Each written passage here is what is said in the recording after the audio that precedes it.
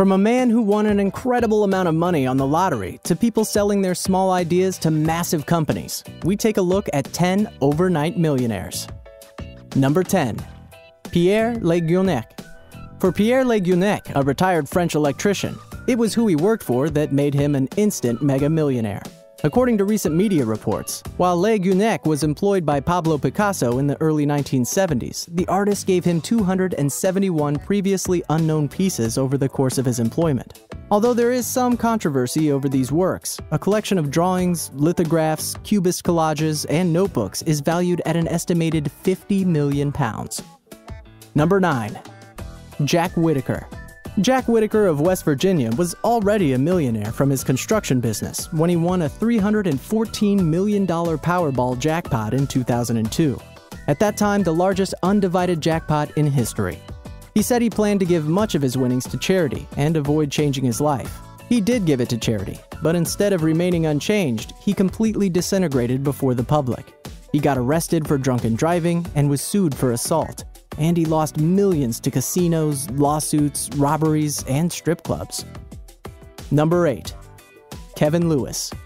In August 2013, a curious story hit the media.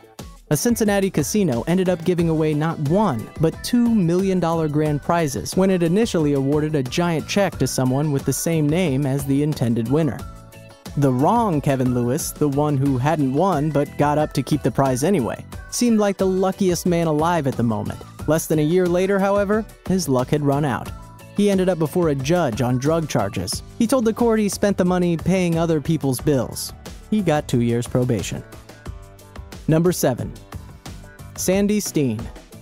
Sandy Steen, 59, is the founder of Finder's Key Purse. This application allows users to find their lost keys. The former flight attendant invented this product, keeping in mind the requisites of the people. Stein currently owns a Lexus, had been to world tours, and even celebrated the 5th anniversary of the company with all her staff at Las Vegas. Stein quit her previous job as a flight attendant and took over the company full-time, just a 5-day work week. She's a philanthropist and strongly recommends people to invest money aside for the rainy days. Number 6. Andrew Mason. As a 29-year-old music major of Northwestern University, Andrew Mason is the brains behind social media sensation Groupon.com. Playing off the words coupon and group, the site offers daily discounts on services and products. The site has been the subject of acquisition talks, as Google has reportedly offered $5.3 billion to acquire the company. Number 5. Oscar and Lorne Stoller. Oscar and Lorne Stoller were ranchers in the 80s, whose North Dakota property turned out to be sitting on oil. They became millionaires and kept on driving their old pickup truck, protesting that they liked their old stuff too much to replace it. Maybe they should have been less modest. Oscar died in 2013, sounding from his obituary like a man who was truly unchanged by millionaire status. Neither the oil nor the money was mentioned at all. Number 4. Tracy Howe. Tracy, along with her husband Peter Kraft, sold their college recruitment software for a hefty multi-million-dollar deal.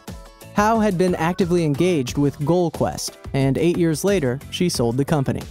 With all the wealth, Tracy bought horses, a property in the Hamptons, and invested in her children's education.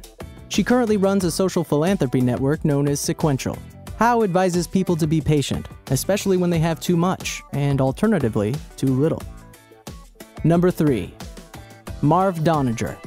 Marv Doniger won $3.3 million in a medical lawsuit when his full-time medical physician failed to diagnose his cancer. He retired as a management consultant for Fortune 500 companies.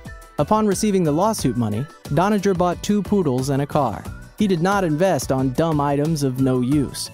He also initiated a trust firm for his grandchildren.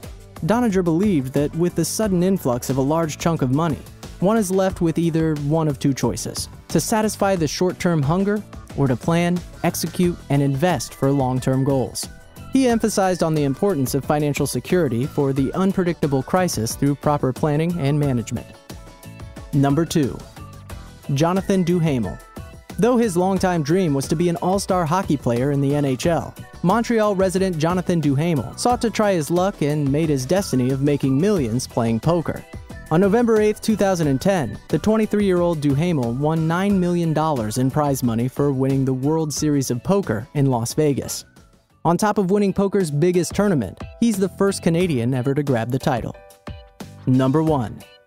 Dave Gell. Gell won $365 million in the 2006 Nebraska lottery. He worked at ConAgra Foods.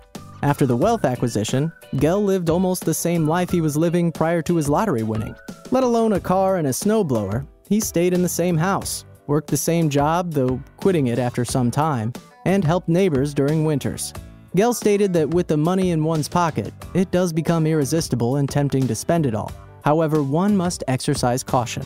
One needs to learn to plan and execute for investments. Not every day is Sunday. What would you do with $1 million? Let us know in the comments down below. And don't forget to subscribe for more videos every week.